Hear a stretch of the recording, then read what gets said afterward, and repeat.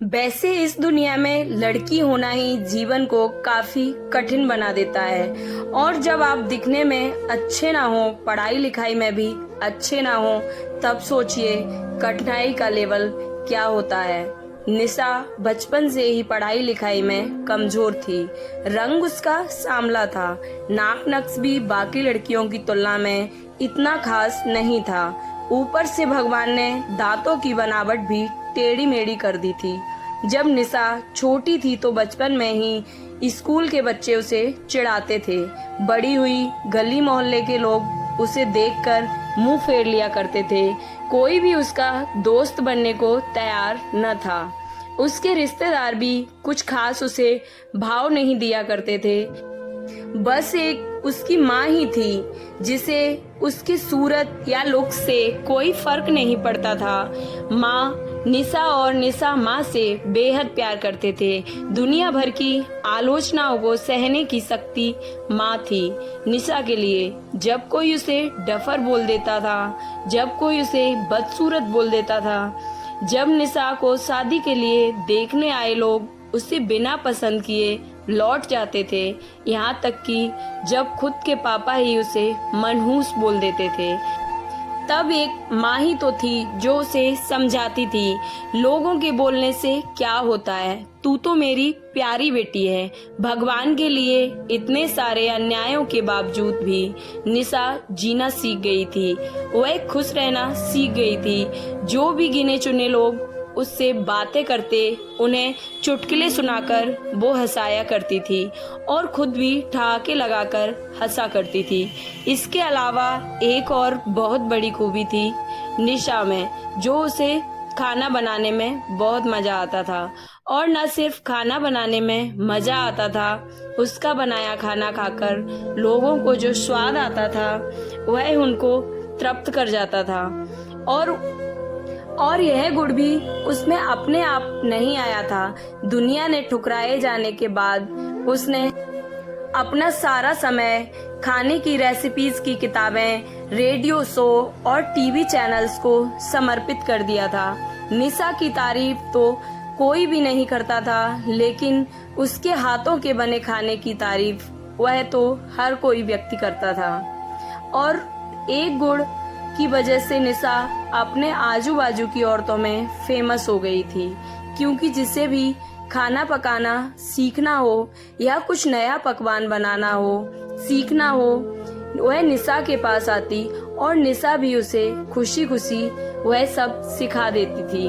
उसके पास आने वाली औरतें अच्छा खाना बनाना सीख जाती थी, लेकिन वह लाख कोशिश की बाद भी निशा के हाथों जैसा स्वाद नहीं ला पाती थी, सबको तृप्त नहीं कर पाती थी।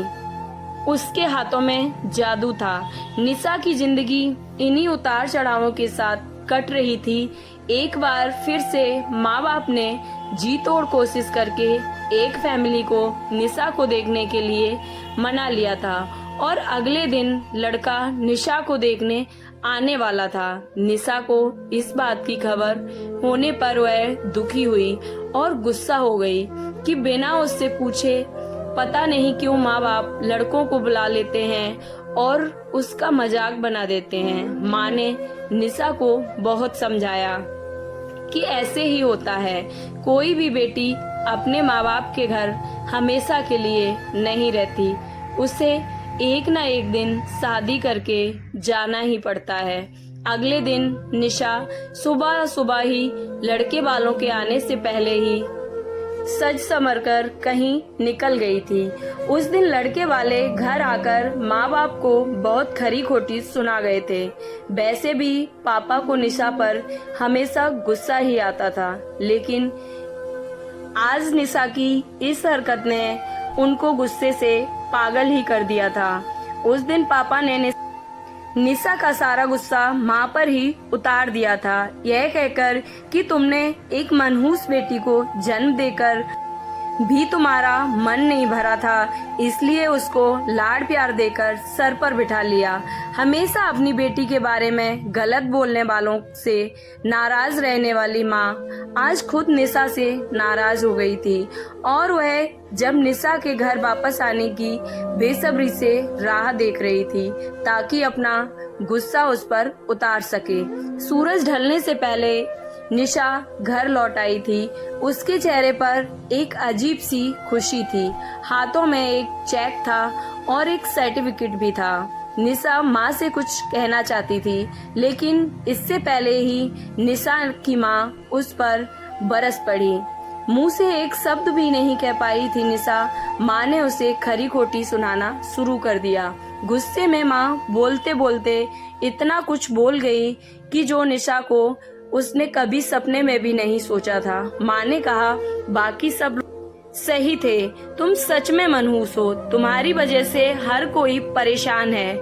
अच्छा होता जो तुम पैदा होते ही मर जाती। यह दिन न देखना पड़ता हमें।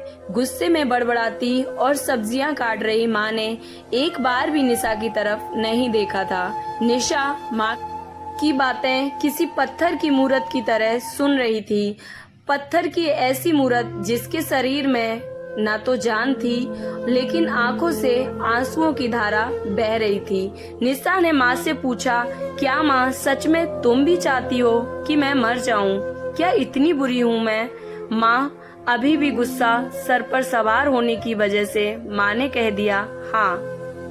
बिना एक पल भी सोचे निशा ने सीधा अपने कमरे में जाकर कमरा अंदर से बंद कर लिया था। 1-2 मिनट बाद गुस्सा थोड़ा शांत होने पर माँ को अपनी गलती का एहसास हुआ तो माँ निशा के रूम की तरफ गईं। उन्हें पता चला कि निशा ने रूम को अंदर से अब बंद कर लिया है। गुस्से में कुछ कर ना ले, इसलिए माँ ने तुरंत पापा को इस बात की खबर दी। दोनों ने दरवाजा काफी खोलने की कोशिश की, लेकिन जब वह नाकामयाब रहे तो दरवाजा तोड़ दिया। अंदर जाके देखा तो निशा ने अपने स्कार्फ से फांसी का फंदा तैयार कर निशा फंदे से लटक रही थी। ज्यादा वक्त नहीं हुआ था, वह सिर्फ बेहोश हुई थी। माँ पापा ने तुरंत उसे पंखे से अलग किया और बेड पर लिटाया। पापा ने तुरंत डॉक्टर को फोन किया। तब माँ का ध्यान बेहोश पड़ी निशा के हाथ में पड़ी एक चिट्ठी और पास ही में पड़े 5 लाख के चेक पर और 5 स्टार होटल में शेफ की नौकरी के लिए कंफर्मेशन लेटर पर पड़ी, जो निशा अपने साथ लाई थी। माँ और पापा ने वह चिट्ठी खोल कर पढ़ी जो उसमें अभी अभी लिखी थी। चिट्ठी कुछ इस प्रकार थी, मम्मी और पापा, मैं जानती हूँ मेरे जन्म से लेकर आज के दिन तक मैंने कुछ ऐसा नहीं किया है जिस पर आप गर्व करें, लेकिन मैं आपको बताना चाहती थी कि आज मैं खाना पकाने के नेशनल लेवल कंपटीशन को जीत चुकी हूँ और यह 5 लाख का चेक मुझे प्रथम स्थान पर आने के लिए मिला था।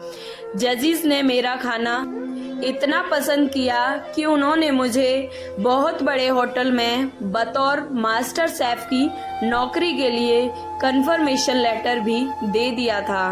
पूरी दुनिया मेरे खिलाफ है, मुझे इस बात से कभी भी कोई भी फर्क नहीं पड़ा था और ना ही बाबूजी की कड़वी बातें मैंने अपने दिल पर ली थी, क्योंकि मैं जानती थी बाहर से सख्त दिखते हैं मेरे बाबूजी, अंदर से तो वो मुझे प्यार ही करते हैं।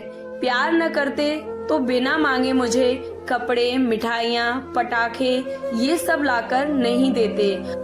और माँ के प्यार को कोई क्या बयां कर सकता है। मेरी माँ मेरे लिए मेरी सारी दुनिया थी। जब माँ मेरे साथ होती तो मुझे किसी बात की परवाह न होती थी। मेरी माँ मेरी ही थी, इसलिए मुझे किसी और की जरूरत न थी। मेरी माँ मेरे साथ नहीं है तो मेरी दुनिया मेरे साथ नहीं है, इसलिए मैं आज दुनिया को ही अलविदा कह रही हूँ। मैं जानती हूँ आपने कभी ना कभी भगवान से यह दुआ जरूर मांगी होगी कि अगले जन्म में मेरे जैसी औलाद ना मिले, लेकिन मैं हमेशा यह प्रार्थना करती थी कि अगले जन्म में तो क्या, मेरे हर जन्म में मुझे आप जैसे ही माता पिता मिलें। और आज भी यही प्रार्थना करके उसी भगवान के पास जा रही हूँ। चिट्ठी पढ़ते पढ़ते माँ और पापा सर से पांव तक पछतावे में डूब गए थे और बेहोश पड़ी निशा के सर पर हाथ फेरते हुए फूट फूट कर अब रोने लगे थे। स्टोरी कैसी लगी प्लीज प्लीज कमेंट करके जरूर बताएं। चैनल को सब्सक्राइब करना ना भूलें। जय श्री कृष्णा। Thank you.